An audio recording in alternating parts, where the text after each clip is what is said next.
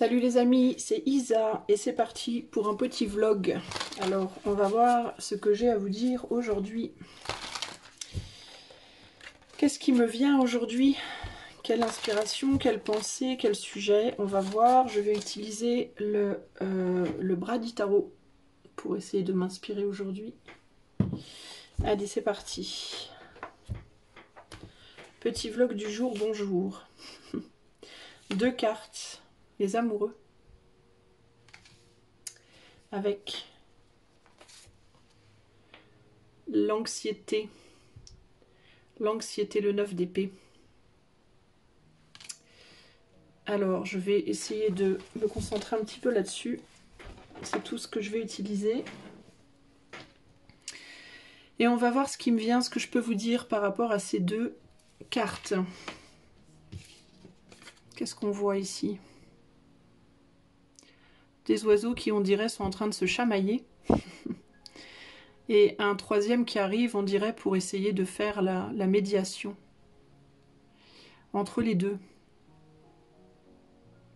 Donc là on n'est pas vraiment sur l'image traditionnelle des amoureux, parce que l'image traditionnelle des amoureux, c'est la sagesse d'un côté, la passion de l'autre, un prêtre entre les deux, ou une personne entre les deux qui est tiraillée entre les deux. Ici, on dirait que, enfin moi, l'énergie que j'ai de cette carte, c'est pas un tiraillement entre les deux, c'est plus une volonté de faire sur l'aigle qui est là. Moi, j'y vois plus une volonté de trouver un consensus, de trouver une entente. Je vois pas du tout l'aigle comme quelqu'un qui va chercher à prendre parti. Je le vois comme, enfin quelqu'un, un animal. Je le vois comme un oiseau qui va au contraire chercher à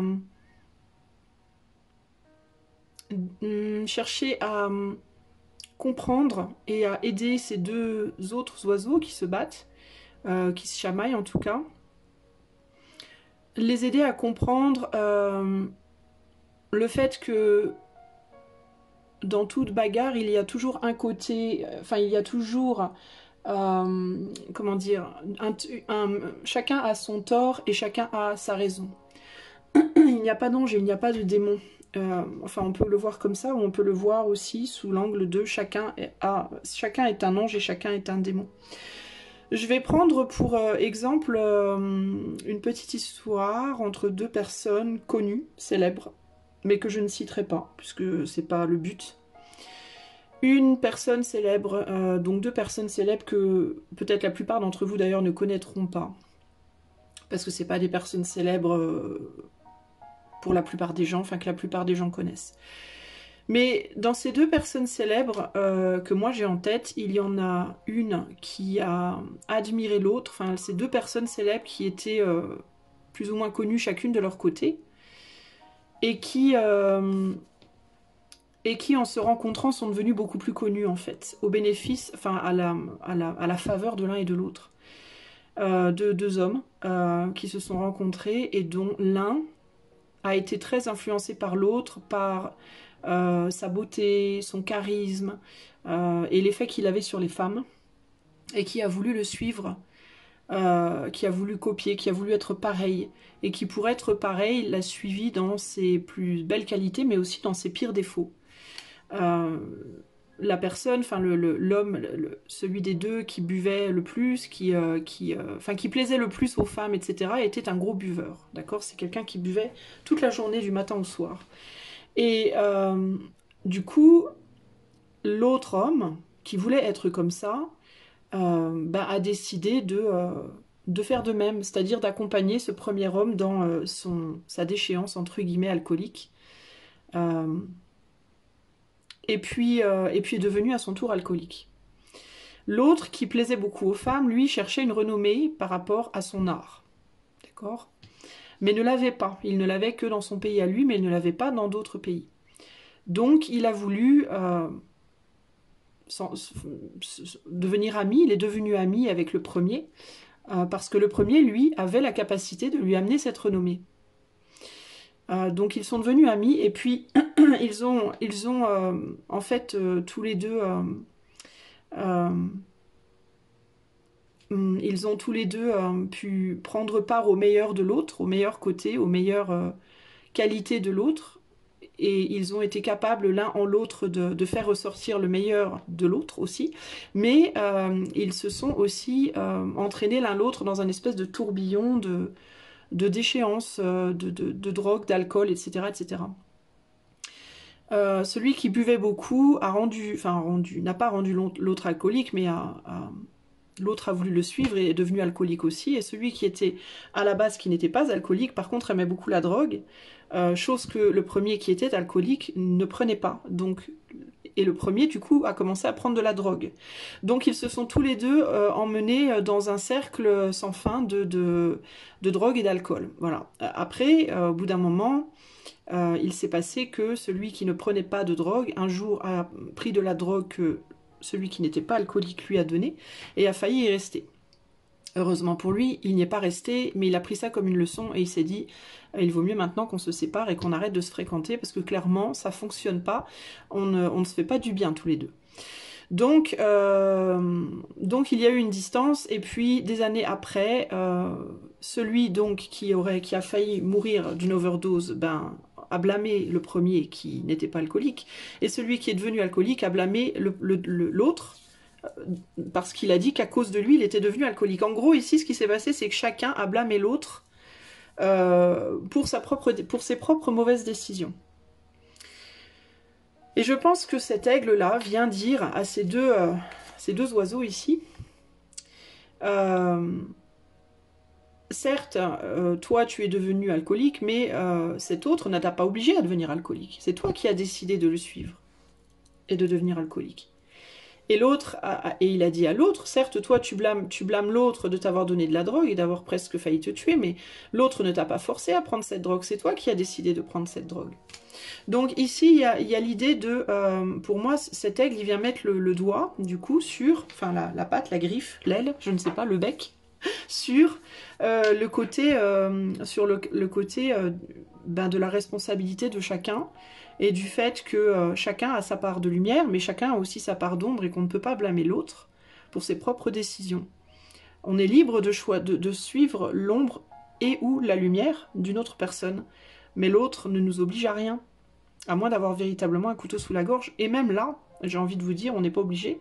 On peut choisir de prendre le risque de se faire trancher la gorge, ce qui est assez horrible comme image, je vous l'accorde, mais voilà, le fait est. Alors évidemment, vous allez me dire, mais qui prendra ce risque? Personne. Enfin, les 3/4 des gens ne le prendront pas, mais n'empêche que ça reste notre décision de ne pas prendre le risque, on est bien d'accord. Donc ici, avec les amoureux, pour moi, il y a plus cette idée de choix personnel qui a des conséquences. Voilà, c'est l'idée du choix qui a des conséquences. On ne peut pas blâmer l'autre pour les conséquences d'un choix que l'on a fait. En gros, c'est ça que je vois ici. Ici, avec l'anxiété, on a un œuf d'épée, donc un œuf de flèche ici en l'occurrence. Donc on a un aigle qui est dans son nid, et qui clairement a vu déjà 9 flèches passer au-dessus de sa tête, et pourtant il choisit de rester dans son nid. D'accord? Il fait le choix de rester dans son nid. Donc pourquoi il fait ce choix? Parce que clairement, il y a des œufs dans son nid. Il y en a un qui n'a pas été développé, qui est encore à l'état de jaune, entre guillemets, et l'autre dont un petit oiseau est sorti, mais on ne sait pas trop à ce stade s'il est vivant ou mort. Donc, il y a ici l'idée de l'angoisse de quitter le nid pour sauver sa peau, clairement, puisque là il est en danger. L'angoisse de quitter le nid parce qu'on ne sait pas trop. Alors, est-ce qu'il le sait, lui, si l'oiseau est mort ou vivant? On ne sait pas. Mais dans tous les cas, il y a plusieurs thèmes ici. Il y a le thème de j'ai peur de quitter mon nid, j'ai peur de quitter ma place parce que peut-être que cet oisillon est encore vivant.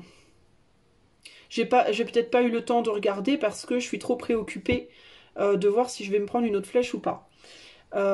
Possibilité numéro 2, je sais que les deux sont décédés, mais je ne veux pas quitter mon nid parce que malgré tout, je n'arrive pas à quitter ces œufs même s'ils ne sont plus vivants, même si mes oisillons sont morts. Pourquoi? Parce que culpabilité, douleur, besoin de faire son deuil, etc. etc. Donc je choisis, encore une fois, de me mettre à risque moi-même de me prendre une flèche, la dernière flèche, la 10e. Mais je ne veux pas quitter mes œufs, même s'ils ne sont plus viables. Il y a ici aussi l'aspect de... J'ai peut-être écrasé mes œufs moi-même parce que je me suis pris des flèches et j'ai eu tellement peur que dans ma panique, j'ai peut-être détruit mes propres œufs. Donc qu'est-ce que je fais? Est-ce que je quitte mes œufs et je me sauve, ou alors je me sacrifie parce que je n'arrive pas à gérer le fait que mes œufs ont été détruits. Donc ici encore, on est amené à cette idée de choix qui a des conséquences, mais sous un angle différent. Ici, c'est sous l'angle de la culpabilité.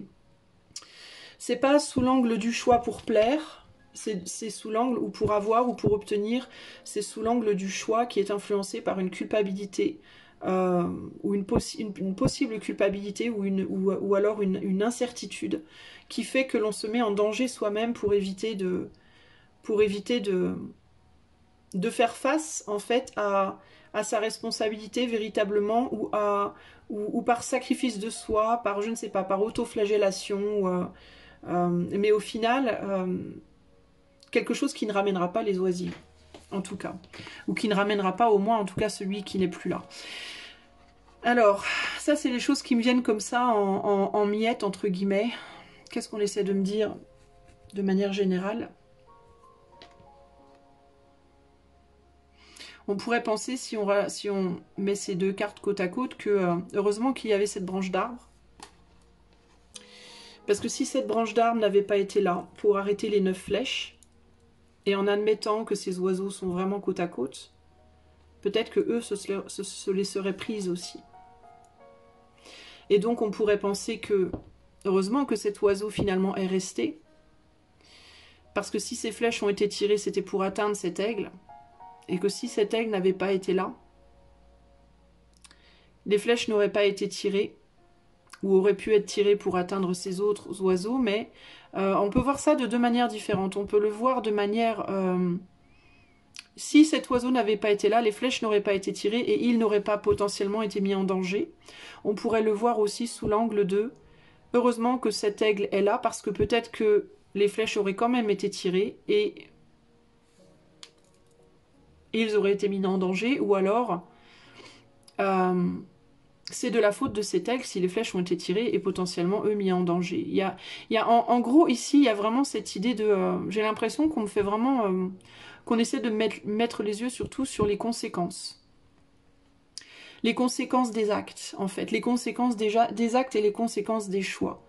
Et le fait que chaque personne est responsable pour elle-même, mais chaque personne est aussi responsable pour les autres d'une certaine manière.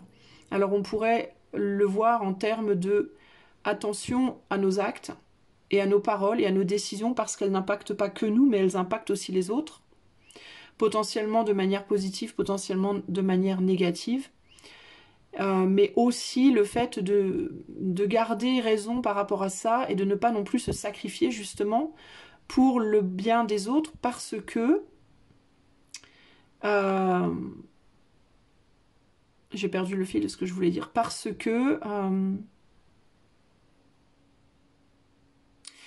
si cet oiseau n'avait pas été présent dans le nid, s'il ne se sacrifiait pas pour essayer de protéger ce qui reste de ses œufs, par exemple, bah, le fait qu'il n'ait pas été là aurait pu sauver ces oiseaux-là. Donc il y a cette idée, en gros, moi j'en viens au fait que finalement, dans toute cette histoire, il n'y a pas vraiment de gagnant et pas vraiment de perdant, parce qu'il y a toujours deux côtés de la pièce. On pourrait penser que... personne n'a vraiment raison, personne n'a vraiment tort, qu'il n'y a pas vraiment de vérité ni vraiment de mensonge, et qu'il n'y a pas vraiment de, entre guillemets, bon choix, parce qu'on ne peut pas vraiment voir à l'avance ce qui peut se passer ou pas se passer. Et qu'à se dire, est-ce que je fais le bon choix, est-ce que je fais le mauvais choix, qui a tort, qui a raison, est-ce que je dois rester, est-ce que je dois partir, est-ce que je dois, voilà, trop être comme ça dans l'anxiété, entre guillemets, à propos de un peu tout et n'importe quoi. Au final, on perd son instinct. Et on se prive de beaucoup de choses, on se prive de vivre au final. Parce que quand on regarde cet oiseau-là par chercher à tout prix à protéger ses œufs, il se prive potentiellement de sa propre vie, il se met à risque de perdre sa vie. Et ces deux-là, en fait, sont tellement occupés à se prendre la tête par rapport à Est-ce que oui ou non on doit mettre du feu dans le nid? Ils perdent leur temps également, et lui perd son temps à venir faire la médiation. Au final, on pourrait le voir comme une perte de temps pour tout le monde ici, ou on pourrait aussi le voir sous l'angle de ce n'est pas une perte de temps parce que toutes ces situations font partie de la vie aussi. Donc il y a vraiment l'idée ici aussi de tout peut être considéré comme une perte de temps ou tout peut être considéré comme simplement faisant partie de la vie. En fait, il y a trop de choses à dire sur ces deux cartes. C'est le trou du lapin, entre guillemets, qui n'en finit jamais.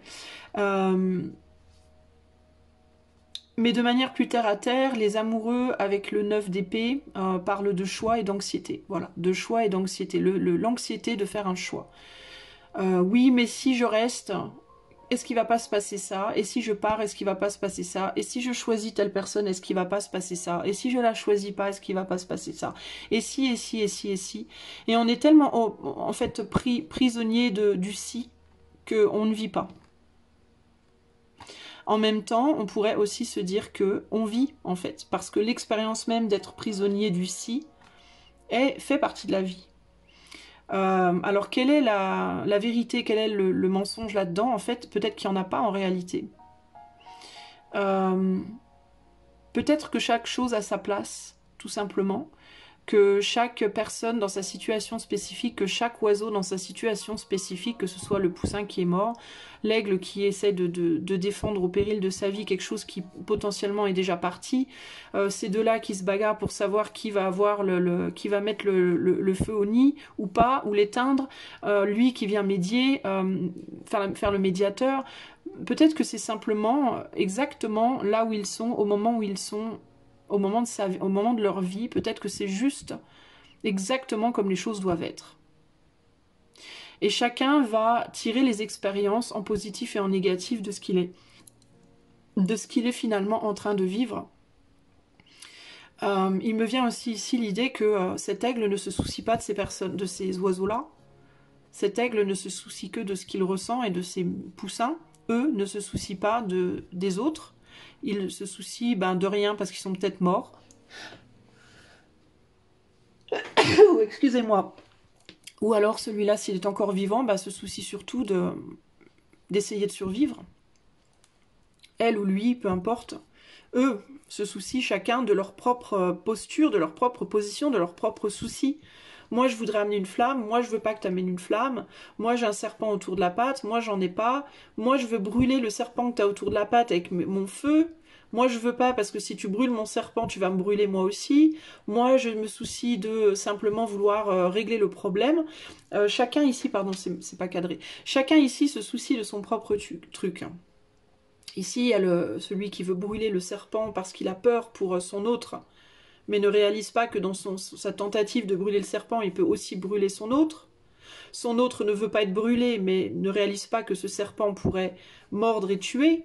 Bref, vous voyez, et lui essaye de venir trouver les solutions qui en réalité existent sans exister, puisque toute solution est aussi un problème, et tout problème est potentiellement une solution.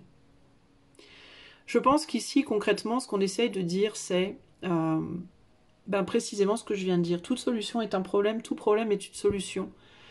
Toute personne a ses côtés sombres et ses côtés lumineux.